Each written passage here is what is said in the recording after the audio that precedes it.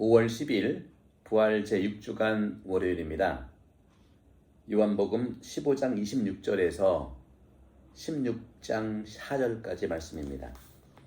그때 예수님께서 제자들에게 말씀하셨다. 내가 아버지에게서 너희에게로 보낼 보호자 곧 아버지에게서 나오시는 진리의 영이 오시면 그분께서 나를 증언하실 것이다. 그리고 너희도 처음부터 나와 함께 있었으므로 나를 증언할 것이다.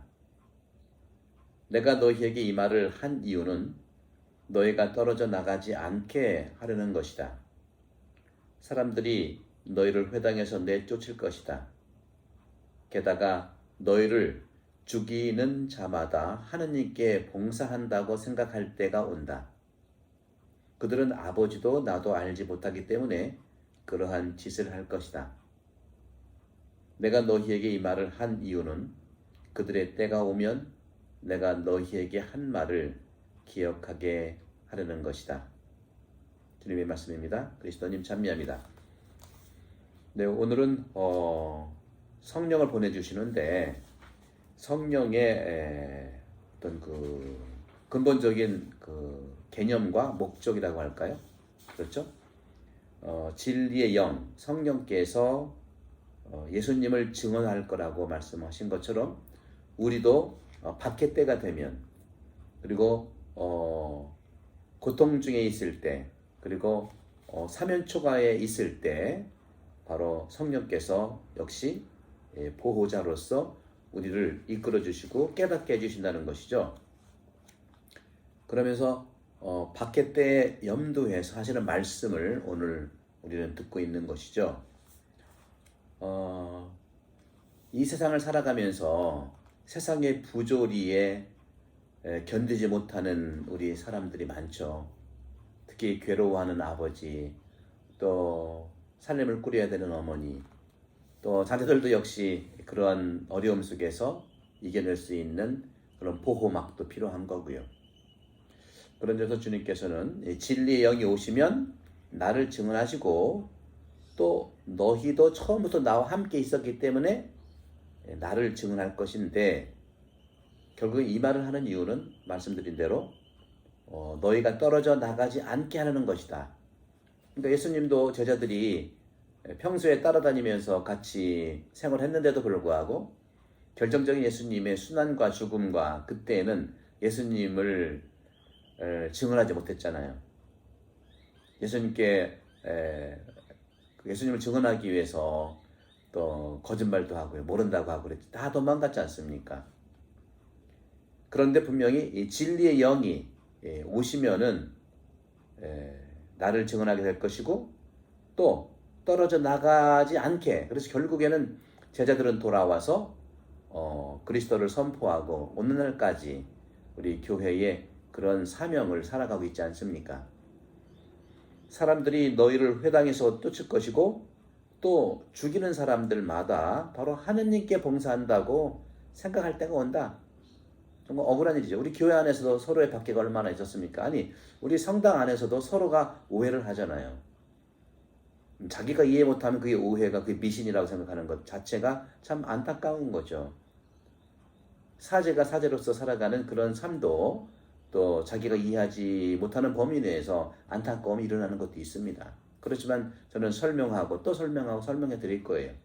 예수님께서 오늘 제자들에게 또 설명하고 또 증인이 될 것이라고 얘기하고 또 그렇게 핍박하고 박해하는 사람들이 하느님의 일을 한다고 착각할 것이라는 말씀도 해주시잖아요.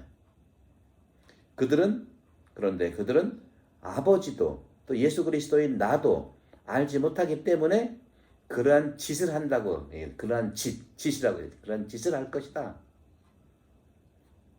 내가 너희에게 이 말을 하는 이유는 그들의 때가 오면 내가 너희에게 한 이 말을 기억하게 하려는 것이다. 용기를 주게 할 것이고 또 이겨낼 것을 얘기하는 것이죠. 바로 너희에게 한 말을 기억하게 한다고 하는 것은 영적으로 정말 그 든든해지고 영적으로 주님과 하나가 되게 한다는 용기이죠. 그 정도에서 우리는 삶을 살아갈 수 있도록 주님께서는 우리에게 용기를 주시는 겁니다. 그런 점에서 우리가 생각하는 것은 사회라든가 또 우리 공동체 또 국가적으로도 그렇고요. 상실 체험을 하는 경우가 많았잖아요. 아까 말씀드린 순교자들이라든가 형벌을 받는 것들, 또 교회 안에서의 오해된 측면에서의 또 잘못된 단죄들, 교회 역사 안에서 그리스도 신앙 고백으로 많은 순교자를 낸 것도 이러한 유로의 말씀을 가지고 이겨낼 수 있었다는 것이죠. 누구나 처벌받고 또 처벌받게 되는 단죄의 상황이라 하더라도 그것이 이어져 내려왔지만, 그렇기 때문에 순교자라든가 의인이라든가 이런 공경은 바로 예수님께서 하신 이 말을 통해서 하는 것이죠. 국가라든가 교회라든가 단체에서도 이런 일들이 일어나요. 그 원인들이 오늘 16장 3절에서 얘기하지 않습니까? 16장 3절은 뭡니까? 그들은 아버지도 예수님도 알지 못하기 때문에 그런 거예요. 그러니까 뒤집어 얘기하면 우리가 아버지를 제대로 알고 예수님을 제대로 만나서 알면 이런 일들은 없어요. 박해도 없고 또 순교자도 정말 이렇게 어처구니 없는 것들은 사라지지 않겠습니까? 바로 그런 점에서 이 코로나19도 우리가 정말 하느님을 알고 예수님을 안다면 아무리 고통스러워도 4절에 나와 있는 것처럼 내가 이 말을 하는 이유는 그런 때가 오게 되면 내가 너에게 한 말을 기억하게 한다. 그래서 힘을 얻고 영적으로 하나가 돼서 그런 삶을 살 수 있도록 하자는 거죠. 딱 오늘부터 1년 전에 코로나가 극성을 이룰 때 우리는 10명 정도 미사에 오게 돼서 부활 이후에, 부활은 전혀 할 수 없었고요. 10명 정도니까 너무 기뻤거든요. 지금은 우리 성당 1000명 이상 옵니다. 감사하는 일이죠. 오늘 주님께서 말씀하신 세상 부조리와 또 교회 내에서 또는 단체 내에서의 이 이해하지 못해서 서로 내쫓고 분열하고 하는 것들을 하느님을 제대로 알고 예수님을 제대로 안다면 이런 일은 없다는, 거기에 우리가 희망을 걷고 오늘도 기쁜 하루가 되기를 축복합니다. 공부와 성령 여러분 모두를 강복합니다. 감사합니다.